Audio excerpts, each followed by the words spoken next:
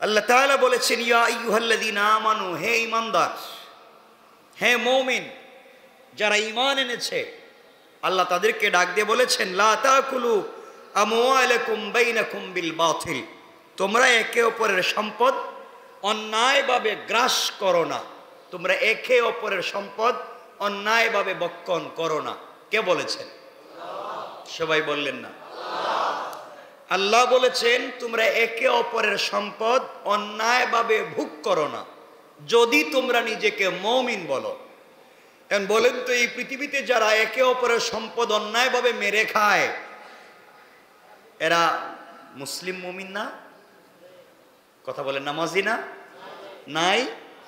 অনেক নামাজি মুসলিম মুমিন আছে, একে অপরের সম্পদ জবরদস্তি করে দখল করে খাচ্ছে। কথা বলছেন না কেন রে বাবা? নাই? এমনও লোক আছে এক জায়গা 10 বার বিক্রি করে, আছে না? এমনও লোক আছে, ধরেন 30 শতক জায়গা একজনের আছে মালিক, 30 বছর আগে একজনের কাছে বিক্রি করছে 10, বাকি আছে কত? 20। 20 বছর পরে আরেকজনের কাছে বিক্রি করছে 10, বাকি আছে কত? 10। গ্রামের সাধারণ মানুষ খুব বিশ্বাসী হয়, আবেগপ্রবণ হয়, মুরব্বীদেরকে মান্যওয়ালা হয়। এই যে 10 করে 20-30 বছর আগে বেচারা 20 শতক বিক্রি করলো, দলিল করেছে, অনেকেই হয়তো খাজনা খারিজ করে নাই, নামজারি করে নাই, এমন আছে না মানুষ। আমাদের আসলে দলিলের ভ্যালু থেকে প্রিন্ট নামজারির ভ্যালুটা বেশি বাংলাদেশে, এটা বুঝতে হবে আপনাকে। যদি দলিল করেছেন, আপনার নামজারি নাই, খাজনা খারিজ করা নাই, ওটার ভ্যালু লেস। এটা বুঝেননি আপনারা? মোটামুটি আমি কিছু বুঝি, কারণ আমি যে তিক্ত অভিজ্ঞতার শিকার হয়েছি দুনিয়ায়, মোটামুটি আপনারা যদি জানেন তো বুঝবেন মাথায় ধরে কেমনে। মাদ্রাসার জায়গাও দখল করতে চায় পাবলিক। তো যাই হোক, আমি বলতে চাইলাম, খাজনা খারিজ যদি করতে পারেন, জমা এটা দিতে পারেন, তাইলে আপনার এটা ঠিক আছে, পারফেক্ট। তো সাধারণ মানুষ তো গ্রামের দলিল করছি তো ঠিক আছে, কিনে ফেলছি, টাকা দিছি, জায়গা আলাদা করে ফেলছি, আবার যদি কোনোদিন বিক্রি করার দরকার পড়ে তখন সে খাজনা দেয়। ঠিক বললাম না? আমি এখন বিক্রি করব, তাড়াতাড়ি একটা নামজারি করো, বিক্রি করে দাও। হয়তো 2 মালিক নামজারি করে নাই, তাইলে দলিল দিয়েছে বিক্রেতা ঠিকই, কিন্তু নামজারিটা, প্রিন্টটা এখনো তার নামে রয়ে গেছে, কারণ কাটানো হয় নাই। ঠিক বললাম না?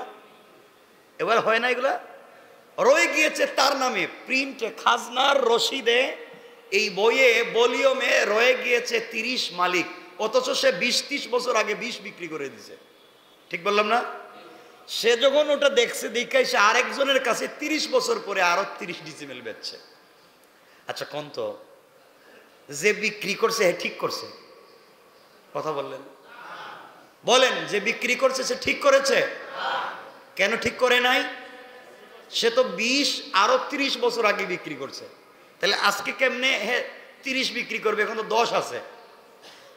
তাহলে এখন যদি কেউ এটা বিক্রি করে, সে যদি হাজী সাহেব হয়, সে যদি 5 ওয়াক্ত নামাজি হয়, সে যদি কোনো পীর হয়, এটা মানুষ না ধান্দাবাজ, এর মতো ধোঁকাবাজ শয়তানও না। আপনারা একটা প্রমাণ আমরা দেখান, শয়তান কারো জায়গায় এমন বুয়া দলিল করছে? কথা বলেন, আপনাদের জানা মতে শয়তান এই কাজ জিন্দেগিতে করছেন? কথা বলেন না কেন? শয়তানও এই কাজ করে নাই, কিন্তু বহুত নামাজি এই কাজ করে। সে 30 বছর আগে 20 বিক্রি করে দিছে, এখন 10-এর মালিক, কিন্তু বিক্রি করতেছে 30। সে ভুল করলো, কিন্তু যেই বেচারা কিনতেছে সে তো জানে, যেভাবেই হোক তার জানা দরকার ছিল, তার পুরাপুরি খবর নেওয়া দরকার ছিল যে এই দাগের কোনো জায়গা বিক্রি আছে কিনা। তফসিল দেখবে, সেটেলমেন্ট অফিস দেখবে, ভূমি অফিস দেখবে, উপজেলায় যাবে। কথা বলেন না কেন? সে দেখবে এই জায়গাটা ঠিক আছে কিনা। সেও 10-এর টাকা দিয়ে 30 কিনলো, আর ওই সাধারণ মানুষ যারা আগে 20 কিনেছিল তাদের উপরে মামলা দিয়ে বললো, এই যে আমি 30 কিনছি প্রিন্ট অনুযায়ী। এগুলো হয়নি। এই সমস্ত ধোঁকাবাজির সাথে যারা জড়িত, এলাকার মাতবর, মুরব্বী, মেম্বার, চেয়ারম্যান, লিডার যারা এই সমস্ত করে, সাধারণ মানুষকে বিভ্রান্ত করে, গরিবের পকেট থেকে 2-4-5 বার টাকা বের করে, হামলা মামলার ভয় দেখাইয়া জায়গা দখল করে, মনে রাখবেন এই পৃথিবীর সবথেকে নিকৃষ্ট হচ্ছে তারা। কথা বলেন না কেন? এগুলো নাই, সমাজে নাই। এই কাজ কারবার করছেন, এখানে কেউ আসেননি? নাই, সব ভালো মানুষ। এখানে তো সব ভালো মানুষ, দেখি বাস করেই তো লাভ নাই। আর ভিতরে ভিতরে নিজেই বুঝতেছেন যে কি করছেন, নিজেরাই বুঝতেছেন যে আসলে করছেনটা কি। এগুলো হয় না? আপনি গ্রামের সাধারণ মানুষ অথবা ঢাকা শহরে থাকেন, আপনি কিছু বুঝেন না, গ্রামে গিয়েছেন আবেগের টানে, বাপ দাদার বিটার টানে যে কিছু জায়গা জমি কিনি।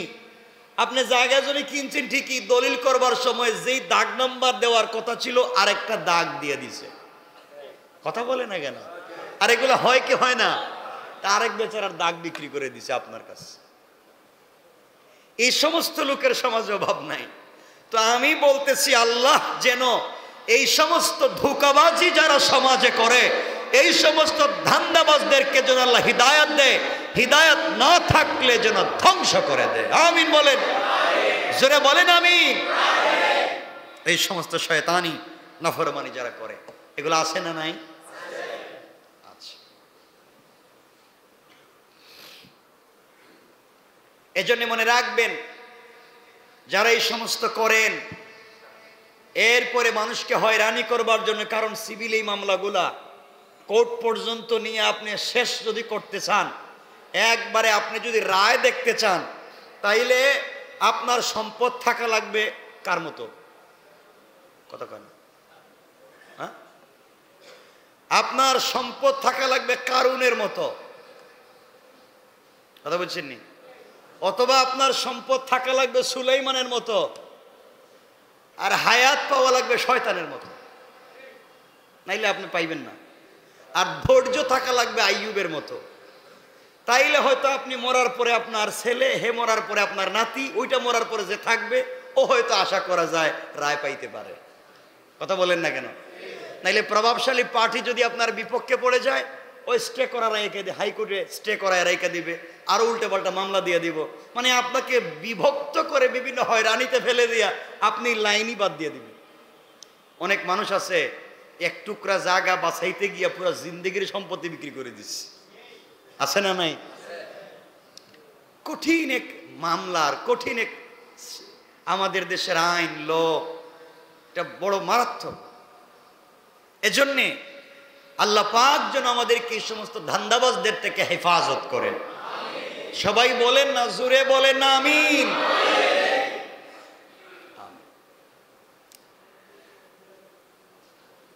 এই সমস্ত শয়তানি নাফরমানি যারা করে, আল্লাহ তাআলা তাদেরকে হেদায়েত দেখ। আচ্ছা, এতটুকুন আল্লাহ বলছেন, আমওয়ালাকুম বাইনাকুম বিল বাতিল, তোমরা অন্যায়ভাবে কিছু খেও না।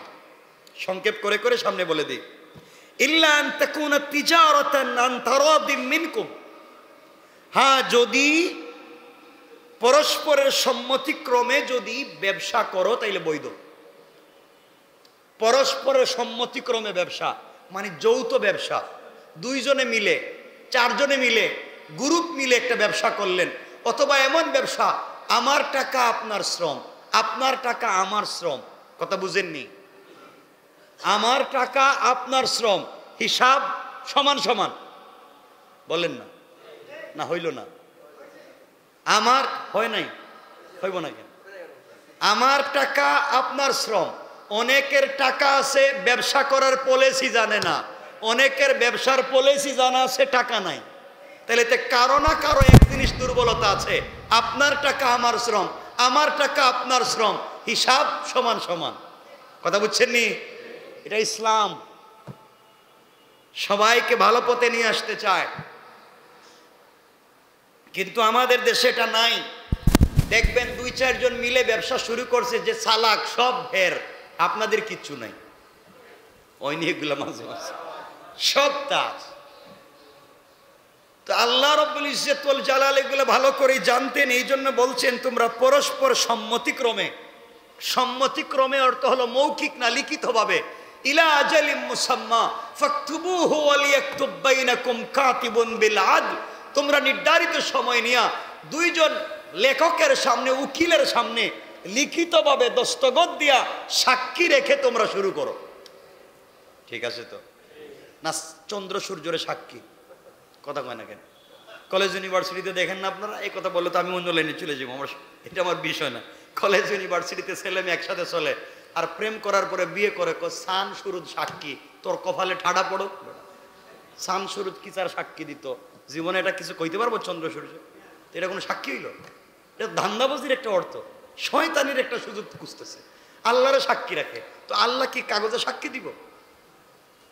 আল্লাহরে সাক্ষী রাখলাম, কত বড় আল্লাহ বলছেন, তুই যারা দুনিয়া বেঁচে আছে পাবলিক, এই পাবলিকের কাছে আইনে এদের কাছ থেকে সাক্ষী নে। এখন আপনারা সাক্ষী রাখলাম, ও যে বেচারার সামনে সাক্ষী রাখলো, ওরা যদি সাক্ষী তো আল্লাহরে রাখছিলাম, এই আল্লাহর আইন না, আমি কি কইছিলাম? এ আল্লাহরে আনতে পারবো? এটা ধান্দাবাজি না? কথা কি আমার বুঝতেছেন আপনারা? এজন্য দুনিয়ার রুলস, দুনিয়ার নিয়ম, দুনিয়ার কোন কাজে আল্লাহ দুনিয়ার কিছু বিধিবিধান দিয়েছেন। আপনি আবেগে নয়, এই চন্দ্র সূর্যর আল্লাহ নয়, দুনিয়ার বিধিবিধানকে প্রয়োগ করতে গেলে আল্লাহ যে মৌলিক নীতিমালা দিয়েছেন সেভাবেই করতে হবে। ঠিক আছে তো ইনশাআল্লাহ? তাহলে চাঁদ সূর্যের সাক্ষী রেখে বিয়ে করবেন, বেচারা আপনারে ফালায় চলে যাইব, আপনি কোনো সাক্ষী পাইবেন না, টাকাও পাইবেন না। কারণ হে কইব আমি তো বিয়েই করি নাই। আপনি কইবেন সাক্ষী তো চাঁদ সূর্য, হে কইব আন কোর্টে লইয়া। চাঁদ সূর্য রেখে আর কোর্টে লইয়া যাইতে পারবেন আপনারা? এজন্য এই লাইনে যায়েন না, সব ধোঁকা, সব ধোঁকা। এরপর আল্লাহ রাব্বুল ইজ্জত ওয়াল জালাল বলছেন, ওয়ালা তাকতুলু আনফুসাকুম, এবং তোমরা কোনো মানুষকে অন্যায়ভাবে হত্যা করো না। আজ সম্পদের জন্য ভাই ভাইকে হত্যা করে, বাবা ছেলেকে, ছেলে বাপকে হত্যা করে, কি বলেন নাই? বন্ধু বন্ধুকে হত্যা করে, আত্মীয় আত্মীয়কে হত্যা করে, তার প্রতিবেশী প্রতিবেশীকে হত্যা করে। একটাই সম্পদের দরকার। আরে দুনিয়ায় তো হত্যা, মারামারি, কাটাকাটি করে সম্পদ জমা করতে পারবেন, এগুলা ভুক দখল করা লোক পাইবেন না। কথা বলেন নাকি? ঘটনা হইল, 1 মিনিটে বলি, আপনারা শুনেন। ঘটনার লম্বার দিকে যাচ্ছিল। রাস্তায় দুইজন মারামারি করছে। মারামারিটা হইল, রাস্তায় গিয়ে দেখে যেভাবেই হোক কিছু সম্পত্তির মালিক হয়েছে তারা, দুই বন্ধু। কয় বন্ধু? দুই বন্ধু রাস্তায় সম্পত্তির মালিক, অথবা 4 বন্ধু। যেভাবেই হোক তারা বিশাল সম্পত্তির মালিক হয়েছে 4 বন্ধু। দুইজন চিন্তা করলো 4 জনে তো 4 ভাগ, তাহলে তো কমে যায় ভাগে, তাহলে 2 জনরে মেরে ফেলি। 3 জন মিলে প্রথমে 1 জনরে মারছে, তাহলে কমলো কয়জন? 1 জন। কিছু দূর যাওয়ার পরে আরো 2 জন মিলে আরেক জনরে মারছে, বাকি আছে কয়জন? মানে একটারে কয় 2 জন তো নাই, আমরা আছি 50-50। কিন্তু কারো ভিতরেই, যে 2 জন আছে কারো ভিতর থেকে সন্দেহ যাচ্ছে না, যেভাবে 2 জনরে মারছি, ও আমারে মারতে পারে, হে আমারে মারতে পারে। এ রাত্রে ওরে পাহারাদারি করে, ও তারে পাহারাদারি করে, কেউ আর ঘুমায় না। কথা বুঝেন নাই? ঘুমায় না। এদিকে একজন বলছে, ভাই আমাদের তো এত স্বর্ণ, এত সম্পত্তি, পেটে তো খিদে লাগছে, বাজার থেকে কিছু খাবার নিয়ে আয়। ও বলতেছে, দেখ খাবার আনতে পারে ঠিকই, কিন্তু তুই ভাগতে পারবে না। মানে আমি খাবার আনতে গেলাম, তুই সব নিয়ে চলে গেলে। ও শিকল বাইর করিয়া বড় একটা গাছের সাথে একটা বাইন্দা রেখে গেছে। বিশ্বাসের কি অবস্থা দেখতেছেন? বিশ্বাসের উপরে কিয়ামত চলতেছে, বিশ্বাসের দুর্ভিক্ষ চলতেছে। আর আমাদের সমাজে সুস্থ সংস্কৃতি, মানুষের সাথে উত্তম আদর্শের দুর্ভিক্ষ চলতেছে। আজ মানুষ আছে, ভালো জায়গাকে কেমনে খারাপ করা যায়, ভালো মানুষের কেমনে সমালোচনা করা যায়, ভালো মানুষের ব্যবসা কেমনে নষ্ট করা যায়, একজনের পরিবারের বাচ্চা কাচ্চা, বউ স্ত্রী সবাইকে নিয়ে ভালো আছে, কেমনে তার পরিবারের ভিতরে নোংরামি ঢুকাইয়া দেওয়া যায়, এই চিন্তায় বহুত হাজি সাহেব, বহুত তাহাজ্জুদওয়ালা, বহুত লম্বা লম্বা দাড়িওয়ালারাও ব্যস্ত। ঠিক কিনা বলেন? সমাজ নষ্ট। তো একজন আরেকজনরে দড়ি দিয়া, শিকল দিয়া গাছের সাথে বেঁধে, হাত পা বেঁধে বাজারে গেছে। বাজারে গিয়ে খাবার কিনছে, খাবার কিনে চিন্তা করলো সম্পদ তো যা আছে 50-50, ও তো দেখতেছে না খাবারে বিষ মিশাইয়া যায়, ওরে মাইরা ফেলাইম সব আমার। চিন্তা করছেন? খাবারে বিষ মিশাইয়া, দেখেন কি অবস্থা চলতেছে। বিষ মিশাইয়া নিয়ে গেছে ওখানে, ওরে নিয়ে বলছে তুই খা, কয় আমার হাত পাকে ছেড়ে দেওয়ার পরে খাই। আর ও মনে মনে সিদ্ধান্ত নিছে ও আসুক, আজকে ওরে মাইরে ফেলাইব। চিন্তা বুঝছেন নি? এখন ও যখন খাবার নিয়ে গেছে ওর হাত পা ছেড়ে দিয়েছে, হাত পা খুলি যে খাবার নিয়ে গেছে তার ইচ্ছা মতো মায়ের মারতে মারতে দুনিয়ার থেকে বিদায় করছে। বাকি আছে কয়জন? সব সম্পত্তি আমার, সম্পত্তি জমা করে চিন্তা করে বহুত কষ্ট হয়েছে, এখন খাবার খাই। খাইতে বসছে খাবার, খাওয়ার পরে কি আর ঠিক আছে না মরে গেছে? খাবারে কি বিষ। এখন চার বন্ধুর কেউই নাই, সম্পদের জায়গায় সম্পদ পড়ে আছে, দেখবার কেউ নাই, নিবারও কেউ নাই। একদিন আমারও আপনারও সেম অবস্থা হবে, সম্পদ থাকবে, বাড়ি বিল্ডিং এখানে থাকবে, কিন্তু সন্তানও নাই, আমিও নাই, আপনিও নাই, কেউ দেখবারও নাই। এর জন্য দুনিয়ার জায়গায় রেখে দাও আর আল্লাহকে ভালো করে চিনো, আমরা যেন কিয়ামতের দিনে রব্বে পাককে খুশি করতে পারি। বলেন ইনশাআল্লাহ। পারবো তো ইনশাআল্লাহ? এরপরে আল্লাহ রাব্বুল ইজ্জত ওয়াল জালাল যে কথা বললেন, ইন্নাল্লাহা কানা বিকুম রহিমা। আল্লাহ রাব্বুল ইজ্জত ওয়াল জালাল বললেন, বান্দারে দুনিয়ার জমিনে সহনশীল হও, ভালো কাজ করো, আমি আল্লাহ রাব্বুল ইজ্জত ওয়াল জালাল তোমাদের প্রতি অত্যন্ত দয়ালু। কোন সুবহানাল্লাহ। আমার বন্ধুগণ কথাগুলো বুঝবেন। এই কথা থেকে বুঝতে পারলাম আমরা ভাই ভাইকে ঠকাবো না, ভাই বোনকে ঠকাবো না, বোন ভাইকে ঠকাবো না, বাবা নিজের সন্তানকে ঠকাবো না, মা নিজের সন্তানকে ঠকাবো না, কেউ কাউকে ঠকাবো না। আজ আমরা বোনের সম্পত্তি দিতে চাই না, ফুফুর সম্পত্তি দিতে চাই না। কথা বলেন না কেন? আছে না এগুলা? ফুফুর সম্পত্তি দিতে চায় না, বোনের সম্পত্তি দিতে চায় না, খালার সম্পত্তি দিতে চায় না, এক কথায় মেয়েদের সম্পদ দিতে চায় না, ভাই ভাইয়ের সম্পদ দিতে চায় না, মেরে খায়। মনে রাখবেন, দুনিয়া আপনি ধোঁকা দিয়ে অন্যায় করে সম্পত্তি খেতে পারেন, কিয়ামতের দিনে আল্লাহর আদালতে আপনাকে জবাব দেওয়া লাগবে। ওই দিন কিন্তু কেউ সাহায্য করবে না। কথাগুলো বুঝেন কি বলতে চাই? এরপর আল্লাহ রাব্বুল ইজ্জত ওয়াল জালাল বললেন, ওয়া মাইয়াফআল যালিকা উদওয়ানা ওয়া যুলমা ফাসাউফা নুসলিহি নারা ওয়া কানা যালিকা আলাল্লাহি ইয়াসীরা। আল্লাহ রাব্বুল ইজ্জত ওয়াল জালাল বললেন, বান্দারে আর কেউ যদি সীমা লঙ্ঘন করে কিংবা জুলুমের বশবর্তী হয়ে এরূপ করে, তাকে খুব শীঘ্রই আগুনে নিক্ষেপ করা হবে, এটা আল্লাহর পক্ষ থেকে আযাব। আল্লাহ রাব্বুল ইজ্জত ওয়াল জালাল বুঝাতে চাইলেন, কেউ যদি এমন অন্যায় করে, নাফরমানি করে, মানুষের ঠকায়, মানুষের হত্যা করে, অন্যায়ভাবে কারো সম্পত্তি দখল করে মেরে খায়, আল্লাহ রাব্বুল ইজ্জত ওয়াল জালাল বলেন এটা সীমালঙ্ঘন, অচিরেই তাকে জাহান্নামের আগুনে জ্বলা লাগবে। পড়েন নাউযুবিল্লাহ, নাউযুবিল্লাহ, জুড়ে বলেন। মনে থাকবে তো ইনশাআল্লাহ? মনে থাকবে তো ইনশাআল্লাহ? তাহলে আমরা এই অন্যায় থেকে, অন্যায় করবো না অন্যায় থেকে বাঁচবো? বলেন না, অন্যায় করবো না অন্যায় থেকে নিজেকে বাঁচাবো? অন্যায় থেকে নিজেকে বাঁচাবো। আল্লাহ আমাদেরকে বাঁচার তৌফিক দান করুন। বলেন আমরা তো এই কাজ করবো না। আসেননি এখানে কেউ যে ভাইয়ের জায়গা দখল করছে, বোনের জায়গা মাইরা খাইয়া তাহাজ্জুদ পড়তেছে? নাই। যাক, আল্লাহর ওলি বানাইয়া দিছে, বুধ হইতেছে আল্লাহ। তো আল্লাহ জানে আপনারা কি করছেন জিন্দগিতে, এটা একমাত্র জানেন আল্লাহ। আর এই যে দুইজন এখানে বসে রয়েছে, কি এরা জানেননি সব কিছু? সব জানে তো। আপনি কয়টা মিথ্যা সাক্ষী দিছেন এটাও জানে, দলিল করতে গিয়ে কতটুকুন জায়গা বেশি বাড়াইয়া করছেন এটাও জানে, ঠিক কিনা?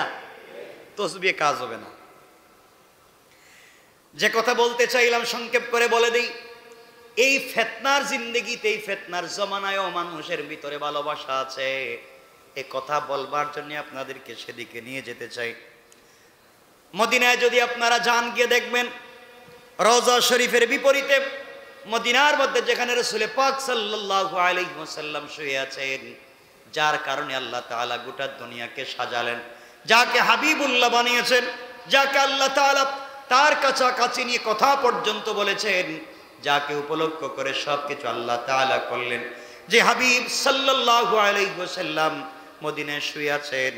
আপনারা যদি সেই মদিনায় যান, রাসূল পাক সাল্লাল্লাহু আলাইহি ওয়াসাল্লামের রওজা শরীফের বিপরীতে বরাবর দক্ষিণ পাশে, আবারও বলছি, রাসূল পাক সাল্লাল্লাহু আলাইহি ওয়াসাল্লাম রওজা শরীফের বিপরীতে, রওজার বিপরীত মানে উল্টা সাইডে, বরাবর দক্ষিণ পাশে, কথা বুঝছেন নি?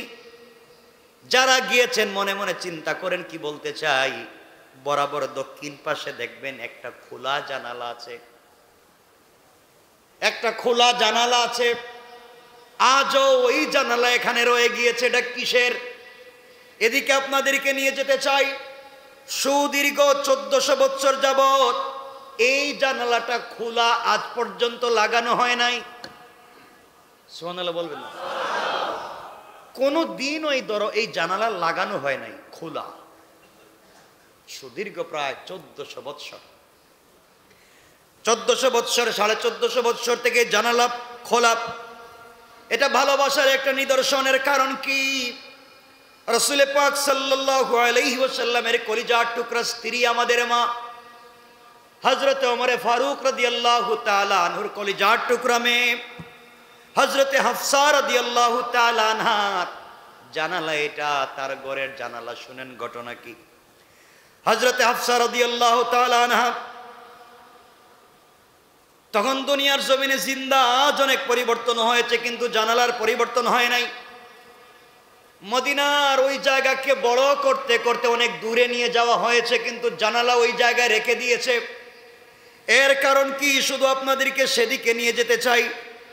এর কারণ হলো, দীর্ঘদিন আগে 1450 বছর পূর্বে, 1500 বছর পূর্বে যে কথা বলতে চাই, রওজা মুবারকে সালাম দেওয়ার জন্য পশ্চিম দিক থেকে প্রবেশ করে পূর্ব দিকে বের হওয়ার সময় আপনারা দেখবেন ওই জানালা, বিশাল বড় একটা জানালা, জানালার সামনে বড় করে সিসি ক্যামেরার মতো একটা জিনিস আছে। জানালাটা খোলা। কেন খোলা, কি ঘটনা, সেদিকে নিয়ে যেতে চাই। রওজা শরীফের বরাবর এসে হাতের বামে উত্তরমুখী হয়ে সালাম প্রদান করতে হয়। যখন আপনি রওজা শরীফের দিকে মুখ করে সালাম পেশ করবেন, রওজা শরীফের দিকে মুখ করে সালাম পেশ করবেন, তখন ঠিক আপনার পিঠের পিছনে দক্ষিণ পাশের দেয়ালে এই জানালা, অর্থাৎ আপনি যখন রওজার দিকে মুখ করে সালাম দিবেন, আপনার এখানে জানালা। কথা বুঝতে পেরেছেন? মানে ওখানে রাস্তা, বুঝতে পারতেছেন তো? এদিকে ঢুকবার সময় এদিকে আপনি সালাম দিচ্ছেন ছিদ্রের সামনে, আর পিছনে ওই ওয়ালটা, এখানে একটা জানালা।